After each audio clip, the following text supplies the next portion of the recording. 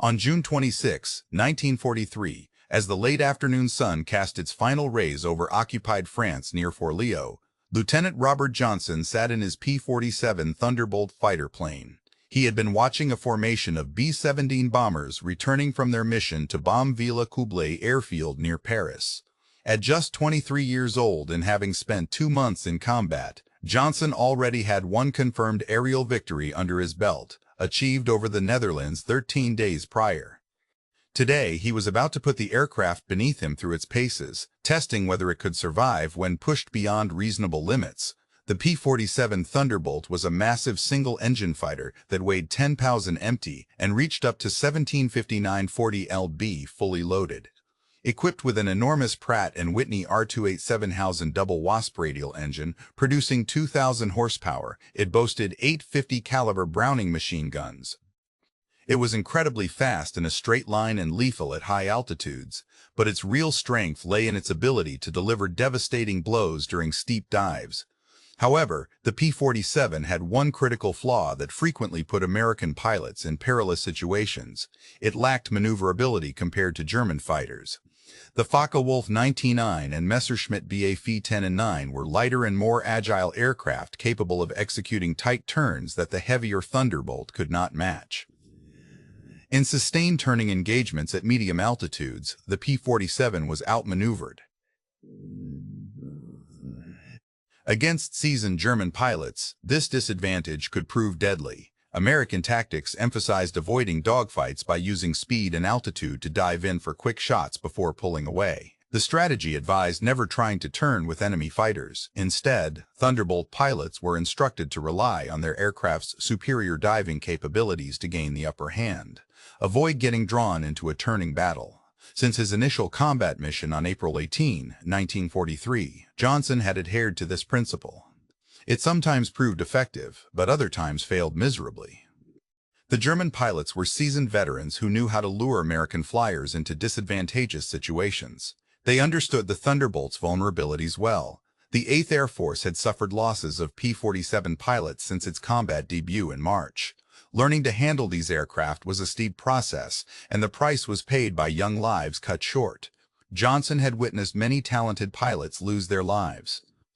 These were brave men who climbed into their Thunderbolts armed with trust in their training, only to either never return or come back damaged. Official reports often blamed such losses on pilot error, while instructors claimed that these aviators weren't following the prescribed tactics correctly. Yet those who managed to survive understood the real situation better. Combat was far more chaotic than any doctrine could account for.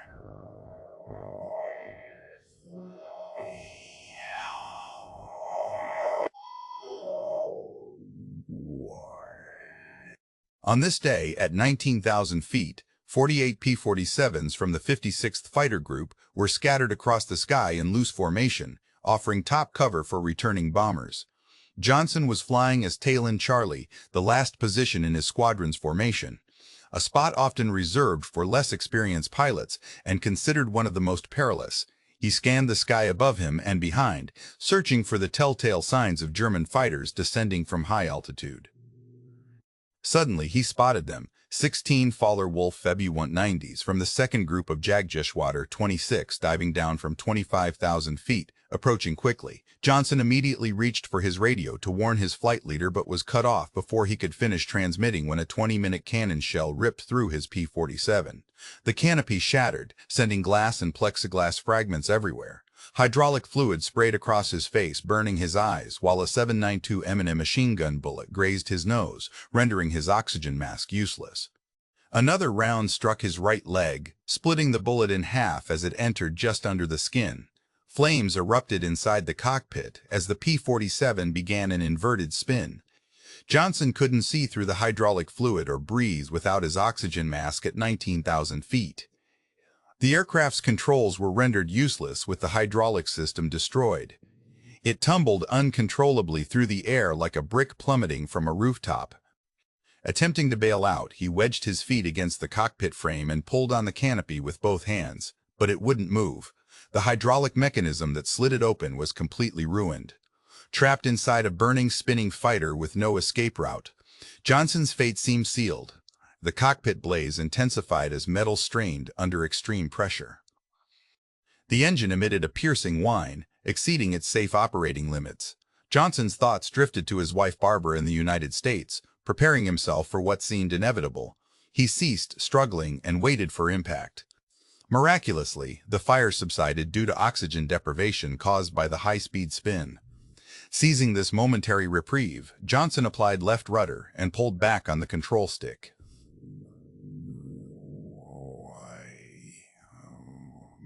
Flying level at 8,000 feet, he faced severe conditions, partial blindness from hydraulic fluid leakage, bleeding from his nose and leg with no hydraulics or oxygen supply, and an uncertain extent of aircraft damage.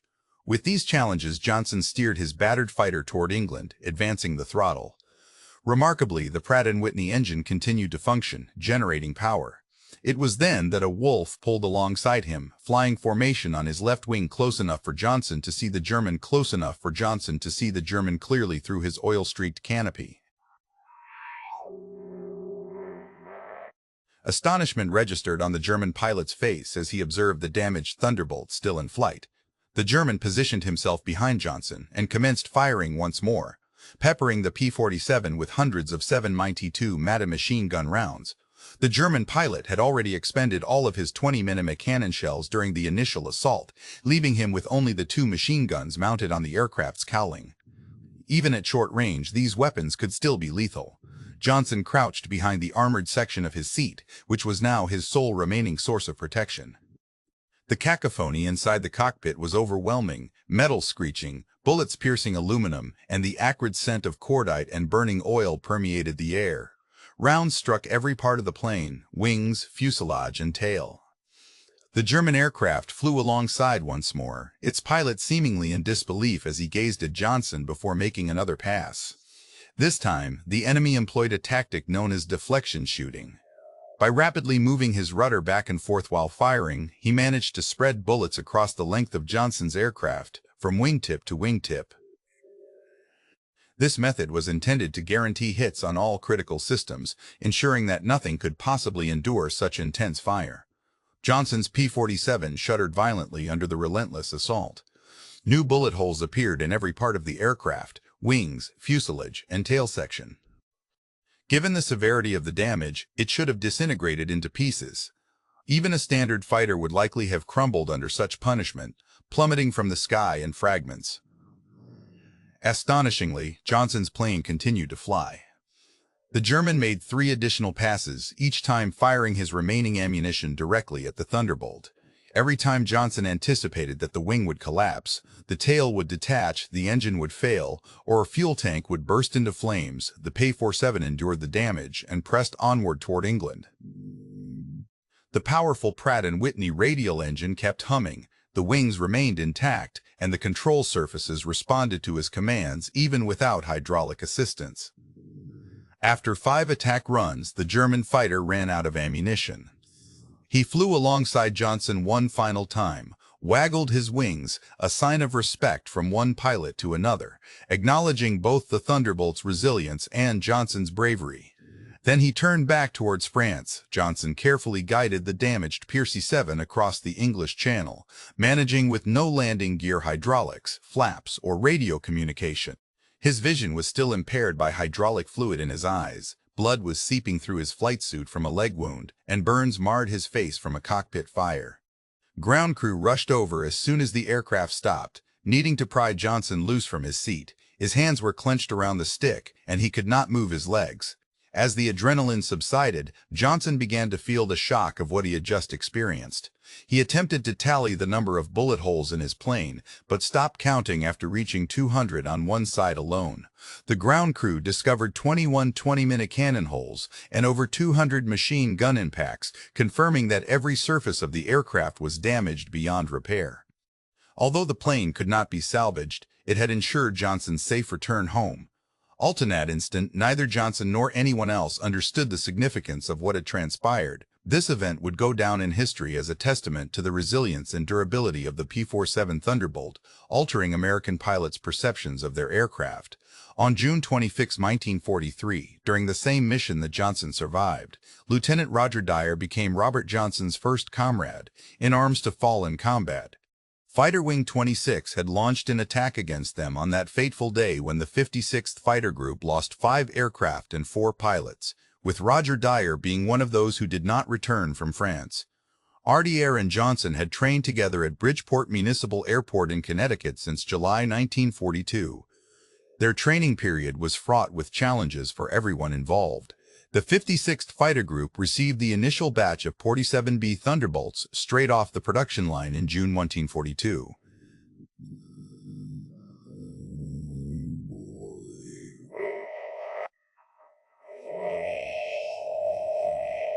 The pilots essentially functioned as both test pilots and instructors. At Bridgeport, the learning curve was steep and deadly. The airfield was ill-suited for an aircraft of the Thunderbolt size. It lacked sufficient runway length, and approaches were challenging.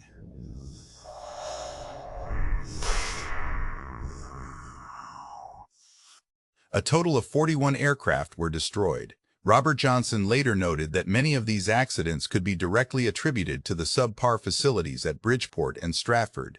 The fatalities did not stem from inadequacies in pilot skill. Rather, they occurred due to learning to fly an experimental fighter under intense pressure to become combat-ready as swiftly as possible at inadequate airfields. Roger Dyer survived this grueling training period. As one of the more naturally talented pilots, on November 13, 1942, he and Lieutenant Harold Comstock engaged in near-vertical dives from 35,000 feet with their P-47s.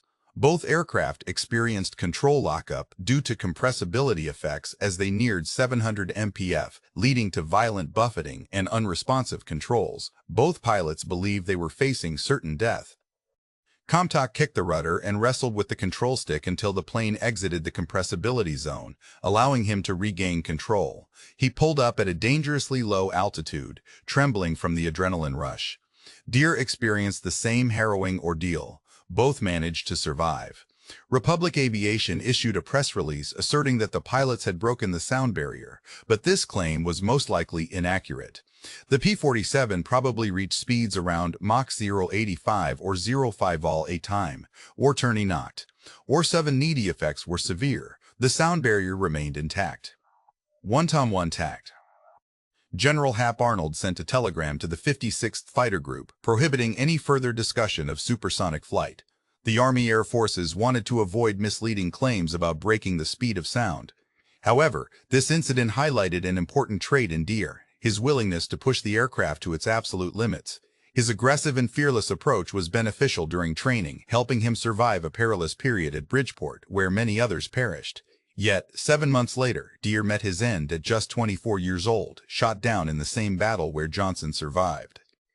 The difference between life and death often came down to mere seconds of luck and the remarkable structural integrity of the Thunderbolt.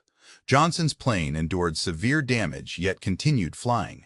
Dyer's plane didn't fare well. Perhaps Dyer's engine was struck by cannon fire, which Johnson managed to avoid.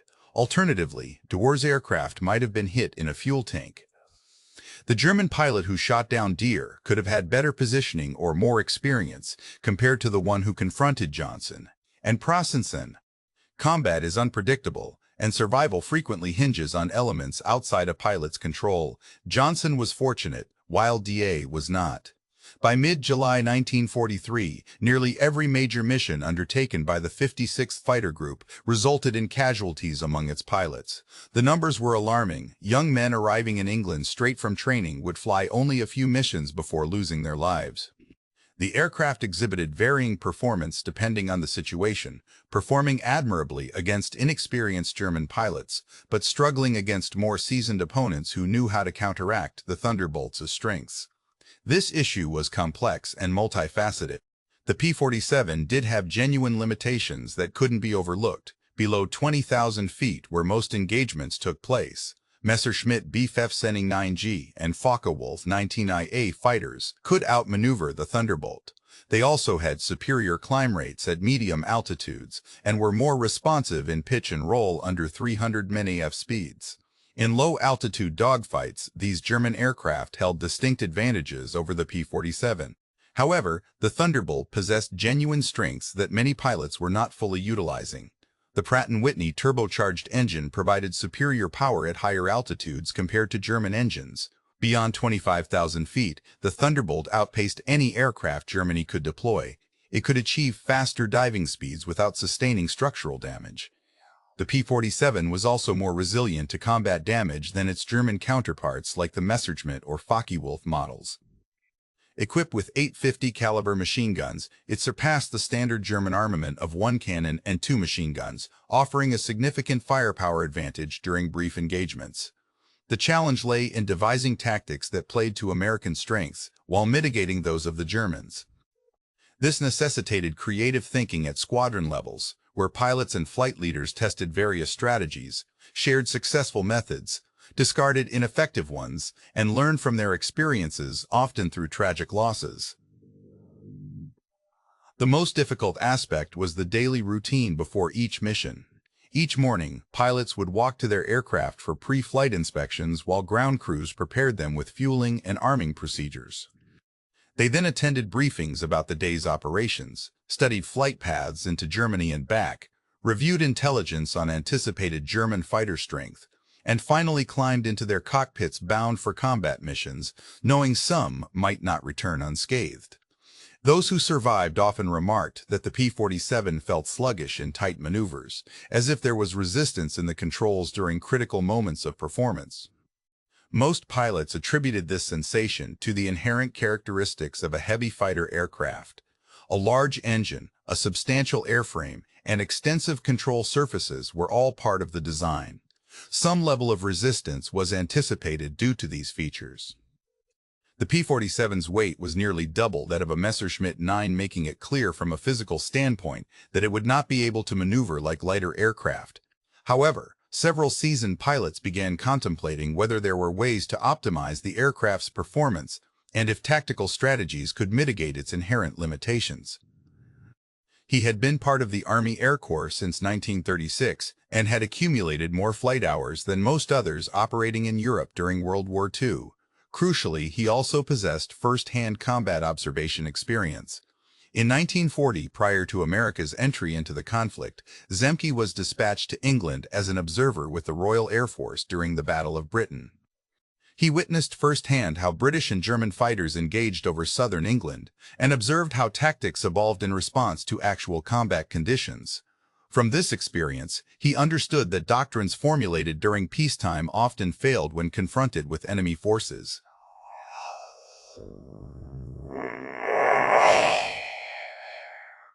The side that adapted more swiftly usually emerged victorious.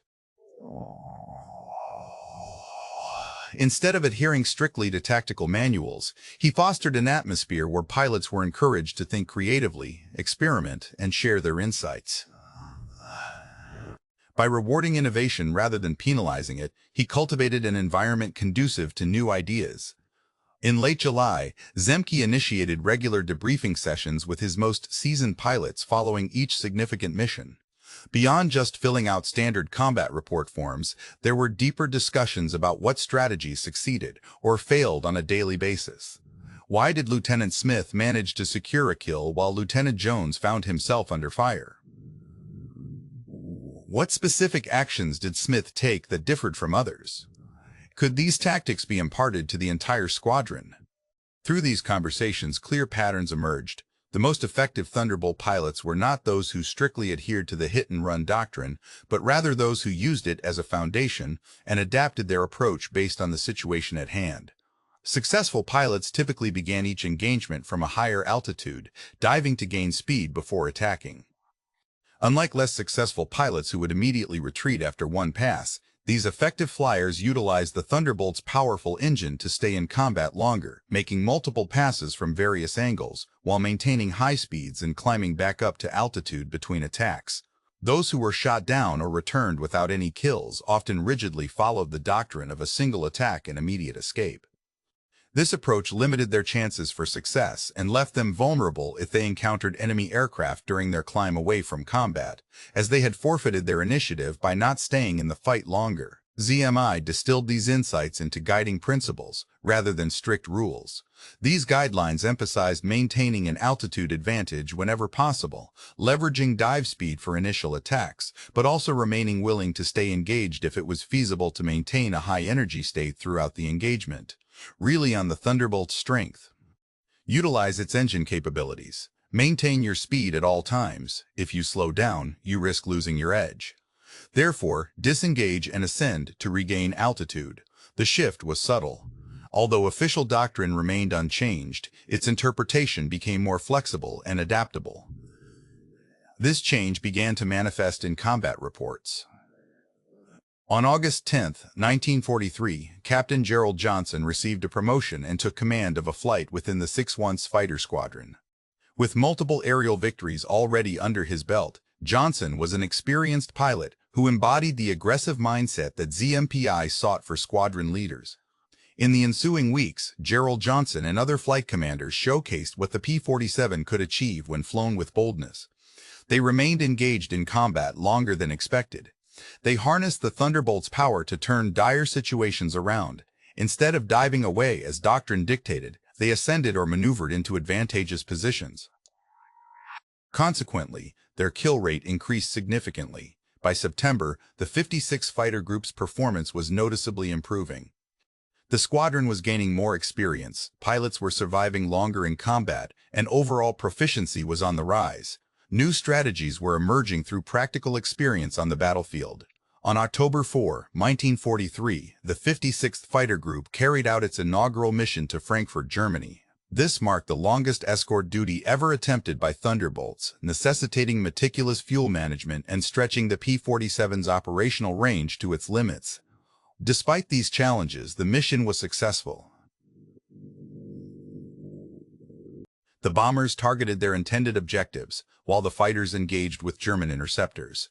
The group returned home boasting multiple aerial victories and acceptable casualties, demonstrating that the P-47 could effectively perform its designated role. On October 8, 1943, Robert Johnson achieved his 5th confirmed kill. His target was Oscar Hans Philipp, commander of Fighter Wing 1. With 2 Sussex aerial victories, most earned against Soviet aircraft on the Eastern Front, Philipp was one of Germany's top aces. During a patrol near Hardenberg in the Netherlands, Johnson's flight encountered Philipp's formation while they were attacking B-17 bombers near Bremen. Johnson descended from altitude and singled out an enemy fighter before firing his guns. The German plane exploded. Whether Philipp perished in that explosion or fell victim to defensive fire from the bombers or other P-47s remains unclear based on available records. It is evident that Philipp ejected at a very low altitude, approximately 50 meters, and his parachute did not fully open. He succumbed to the impact.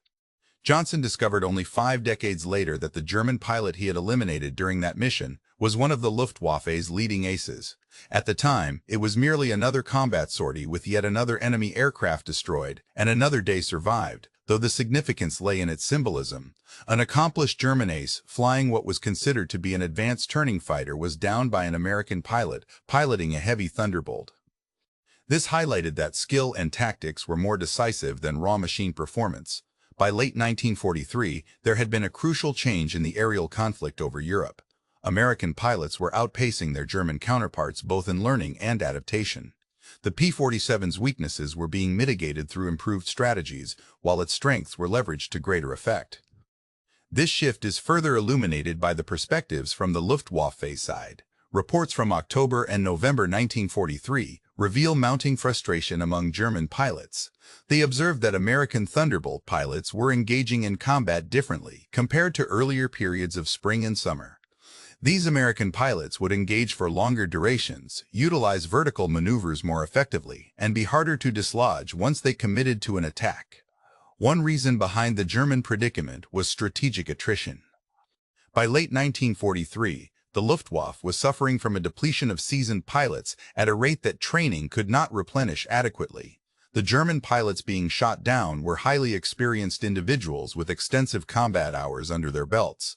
The replacements frequently came straight from training with little practical experience, which significantly impacted their combat performance. In contrast, the Americans had effectively addressed this issue by producing a steady stream of adequately trained pilots through their extensive training programs in the United States. Upon arrival in England, these new recruits were seamlessly integrated into seasoned squadrons and mentored by veteran pilots before engaging in high-stakes missions. Within the 56th Fighter Group and other successful units, a robust mentoring system was established where inexperienced pilots served as wingmen to experienced flight leaders until they gained proficiency. If an engine needed replacement, new ones would arrive from the United States within weeks.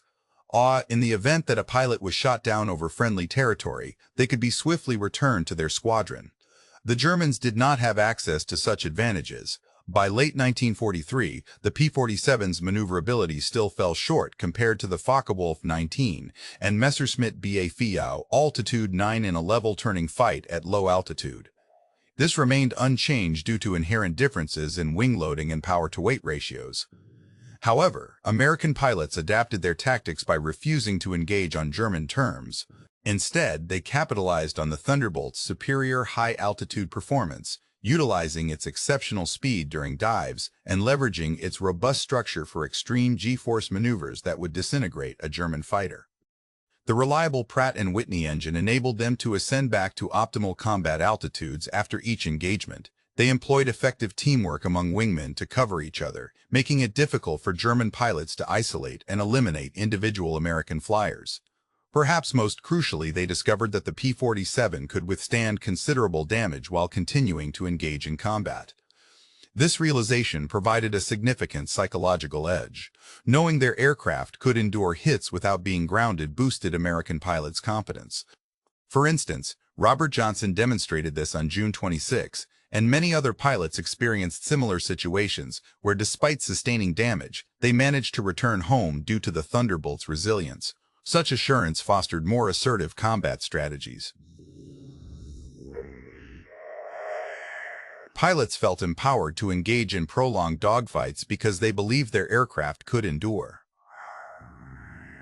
In contrast, German pilots witnessed their supposedly superior fighters being outmaneuvered and downed by what they considered the rough American Thunderbolts. This disparity had a tangible psychological impact. German confidence waned while caution escalated, a common trait that often leads to defeat in aerial combat. Instead of longing for a different aircraft, they embraced the limitations of the P-47 and capitalized on its advantages. They devised tactics that transformed an initially doubted fighter into a formidable war machine. The 56th Fighter Group served as the embodiment of this tactical evolution. Operating exclusively with P-47s throughout World War II, it emerged as the most successful fighter group within the 8th Air Force. According to official records from the Air Force Historical Research Agency, the 56th achieved an impressive tally of 65.5 confirmed aerial victories. Some sources even report higher figures, including ground-based destruction, but the documented aerial victory count is already extraordinary. Notably, 17 pilots from this group reached ace status. 3 pilots became double aces. Colonel Francis Gabreski achieved 28 victories, while Robert Johnson reached 27 kills. Major David Schilling scored 22 aerial triumphs, including 2 that were later confirmed. All of these achievements were accomplished in the P-47 Thunderbolt, which was initially considered inferior to other aircraft, initially dubbed the Jug by some pilots as a derogatory nickname. Comparing it to a milk container, the P-47 gradually became a source of pride for its dedicated aviators. Pilots cherished their Thunderbolts, trusting them in combat situations where they would often return home even after sustaining significant damage. Johnson's survival on June 26 was testament to this faith. Statistical evidence supports the pilot's confidence in the P-47. Out of the 15 T-68-3 units produced during World War II, only 5 Tu-2023 were lost due to various causes, including combat and accidents, which was actually a lower accident rate compared to many other fighter types. The combat loss rate per mission stood at just 7%, one of the lowest among American fighters in any theater during World War II. The P-47's aerial kill-to-loss ratio was 4.6, one outperforming even the renowned P-51 Mustang and the P-38 Lightning in many analyses. Based on these figures, the Thunderbolt could be argued to have been the most successful American fighter aircraft during World War II. Despite this impressive record, however, the P-47 never gained the widespread recognition that the sleek and aesthetically pleasing P-51 Mustang enjoyed. It seemed swift even when stationary, with sleek lines and an aesthetically pleasing liquid-cooled engine. In contrast, the P-47 resembled a milk jug in flight, characterized by its large size and rugged appearance, lacking elegance. Following World War II, when people thought of American fighters over Europe, they envisioned P-51s escorting bombers to Berlin. Pilots of the Thunderbolt cared little for fame. They knew their aircraft had saved lives in battle conditions where nothing else could have provided such protection. This was more significant than public acclaim or historical acknowledgement. Robert Johnson survived the war and flew 91 combat missions between April 1943 and May 1943, achieving 27 confirmed aerial victories. He returned to the United States in June 1944, receiving promotions to major and later lieutenant colonel. His accolades included the Distinguished Service Cross, the nation's second highest award for valor, a Silver Star, several Distinguished Flying Crosses and Air Medals, and a Purple Heart due to his injuries. After returning to Oklahoma on June 26, he married his high school sweetheart Barbara, had 4 children, worked as a flight instructor for 2 years post-war, then left aviation entirely to pursue a career in insurance. He led a modest life and avoided the spotlight. He never spoke extensively about his wartime experiences, yet June 2043 remained etched in his memory. On that day, despite receiving 21 cannon shots and over 2,000 machine gun bullets, his P-47 Thunderbolt continued to fly.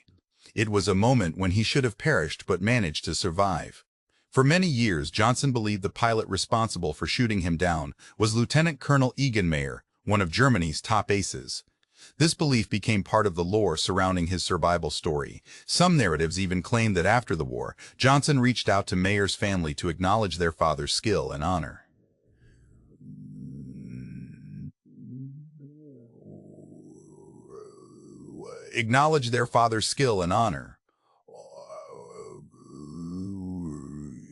Inaccurate. German combat records reveal no victory claim filed by Egon Meyer on June 26. Additionally, Meyer's unit was stationed elsewhere at the time, as he was transitioning between commands. The attack that Johnson endured was actually carried out by Fighter Wing 26's second group, not Meyer's unit. Consequently, the identity of the German pilot who shot down Johnson remains a mystery. Despite extensive research in German archives, aviation historians have been unable to confirm his identity definitively. The unknown pilot who showed respect through a wing salute before departing continues to be unidentified. What truly matters is not knowing the name of this German pilot, but rather recognizing how resilient the P-47 Thunderbolt was. This aircraft could withstand damage that would render other fighters useless. That recognition wasn't fabricated or exaggerated for promotional purposes. This is supported by photographic evidence of Johnson's damaged aircraft and corroborated by Johnson's survival account. Egon Meyer accomplished significant feats as a fighter pilot, amassing an impressive total of 12 aerial victories. He was the first Luftwaffe pilot to reach 100 kills entirely on the Western Front, engaging American and British planes. On March 2, 1944, Meyer lost his life in combat near Montmedy, France, likely shot down by Lieutenant Walter Gresham of the 15th Fighter Squadron flying a P-47 Thunderbolt. At the time of his death, Meyer was 26 years old. On October 30, 1944, he was shot down during a severe thunderstorm, causing his plane to break apart. Zemke managed to parachute out and became a prisoner of war at Stalag Luft 5 for the remainder of the conflict. After World War II, Zemke remained in the Air Force, flying jets during the Korean War and commanding fighter wings. In retirement, he engaged in military history presentations, authored articles, and provided interviews to share his experiences. He constantly ensured that the true capabilities of the P-47 Thunderbolt were recognized. In every speech and interview, ZMI repeatedly highlighted this point. The P-47 was not underrated because it lacked visibility. Rather, it was undervalued due to a lack of understanding regarding its unique attributes.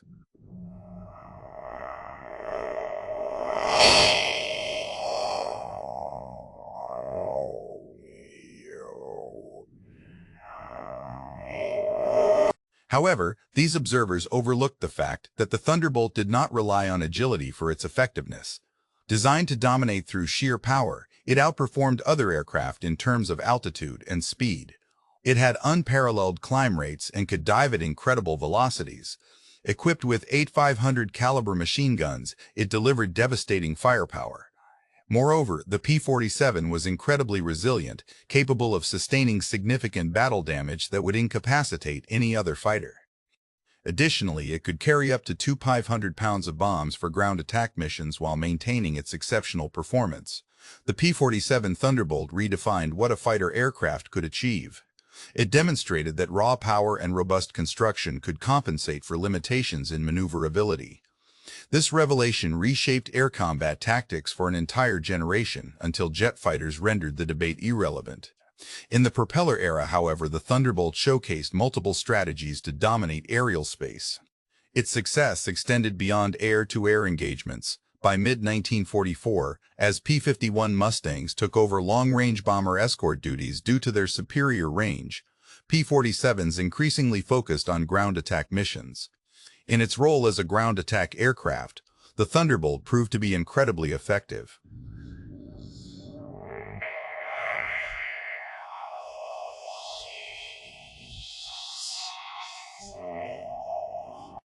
Its air-cooled radial engine could withstand multiple hits and continue operating without issue, unlike liquid-cooled engines which were more vulnerable to damage from ruptured cooling systems. The robust construction of the aircraft allowed it to endure significant amounts of ground fire that would have destroyed less sturdy planes. Equipped with powerful 80-90 caliber machine guns, the Thunderbolt could inflict severe damage on soft targets, such as trucks, trains, and troops. Moreover, the P-47 was capable of carrying up to 2,500 pounds of bombs or 10 high-velocity aerial rockets beneath its wings. They obliterated thousands of German vehicles, hundreds of locomotives, countless trucks and staff cars, and attacked enemy troops, fortifications, supply depots, and airfields. The results were remarkable. During the 11-month period from D-Day to VE Day, 247s destroyed or damaged nearly 9,000 German locomotives, over 86,000 railway cars, approximately 6,000 armored vehicles, and numerous other targets. These figures are based on confirmed destruction, verified through gun camera footage and reconnaissance photos. Gun camera footage and reconnaissance photos. The impact on German logistics was devastating. The reliance of German forces on rail transport for supplies and reinforcements was rendered extremely dangerous due to relentless P-47 attacks that forced trains to operate only at night, severely curtailing their operational capabilities. Similarly, daytime movement of truck convoys became perilous as they faced constant aerial assault. Consequently, many frontline units often suffered shortages in ammunition, fuel, and food because 47 strikes had decimated supply columns attempting to deliver essential supplies.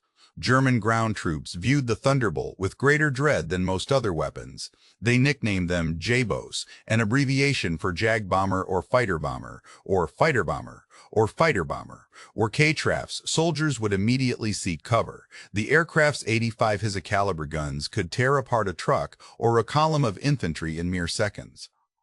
Additionally, its bombs and rockets had the capacity to obliterate bunkers and fortified positions, leaving little recourse for defense other than hiding until the threat subsided. However, this was not without significant risk.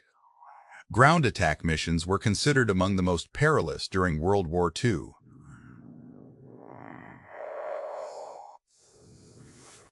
Yet, the durability of the Thunderbolt played a crucial role in its effectiveness.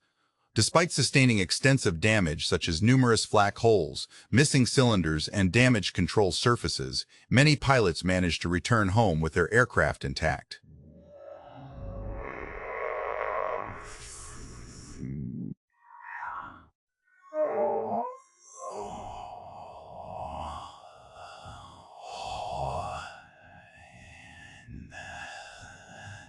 While Mustangs escorted bombers over Berlin, Thunderbolts operated across occupied territories, dismantling all German transportation and supply lines.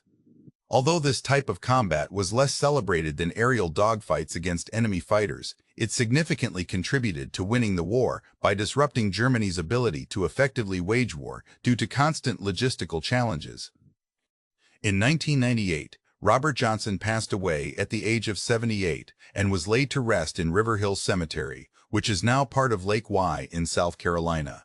His obituary highlighted his service as a World War II fighter pilot, noting his impressive tally of 27 aerial victories and the awarding of the Distinguished Service Cross. However, it omitted certain details such as June 26, 1943, the extensive damage from over 200 bullet holes, and the demonstration that the P-47 Thunderbolt could endure punishment severe enough to destroy other planes yet still return home safely. At the National Museum of the United States Air Force in Dayton, Ohio, there is a displayed P-47 Thunderbolt D model with serial number 4549167. Although it was built at Republic's Indiana facility in 1945 for training purposes and later transferred to the museum, it underwent restoration by Republic Aviation for the 20th anniversary celebration of the Thunderbolt's inaugural flight. The plaque next to the aircraft informs visitors that it is one of the most extensively produced American fighters during World War II, with a total production of 1560-83 units. The P-47 50 caliber machine guns and could carry up to two 550 caliber machine guns and could carry up to two 500 pounds of bombs. During the war, these aircraft were responsible for destroying over 7,000 enemy planes, more than half of which occurred in aerial combat. However, the plaque does not fully explain why the P-47 became so successful. It wasn't due to superior design or cutting-edge technology. German fighters like the Focke-Wulf 19D and Messerschmitt 9D were often considered more advanced on paper. Instead, the Thunderbolt's success stemmed from American pilots who adapted their tactics to leverage the aircraft's capabilities despite its limitations. They capitalized on its strengths and devised strategies that neutralized their opponent's advantages. They maintained an aggressive stance and remained confident throughout.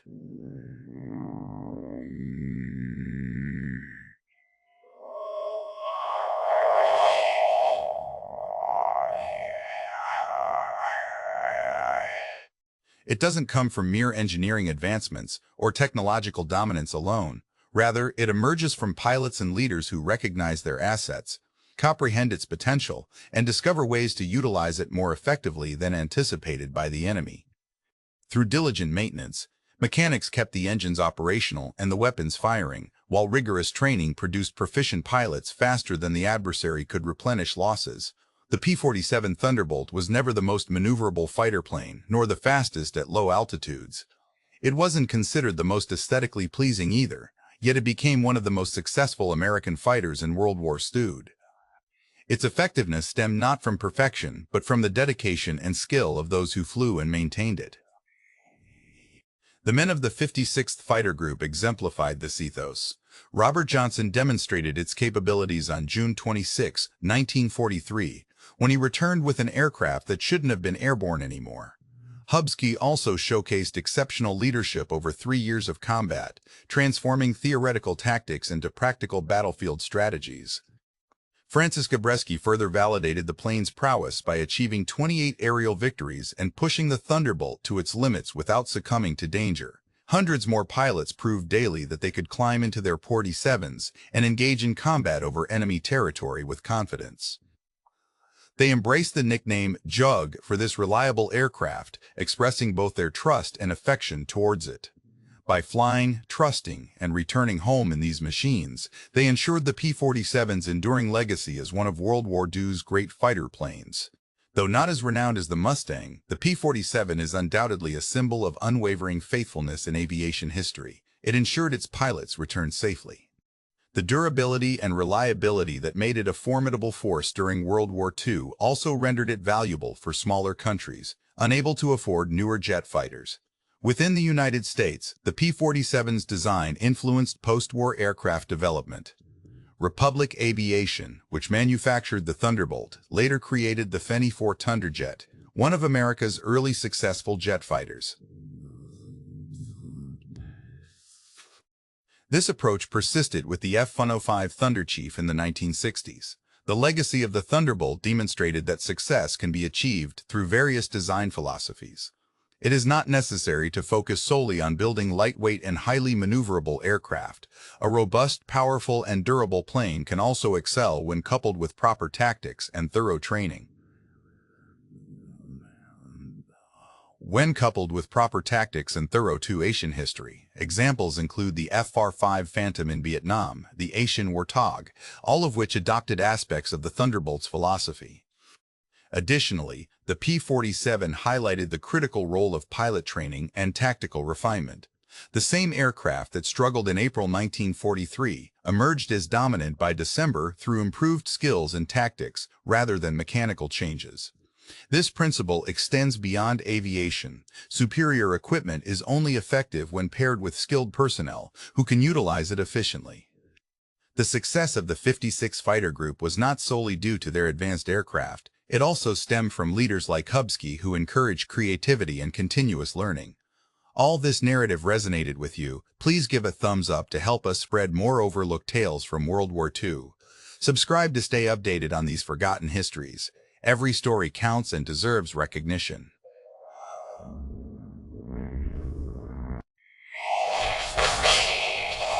Whether you are a veteran or a history aficionado, we appreciate your involvement here. Thank you for watching and helping preserve these important narratives.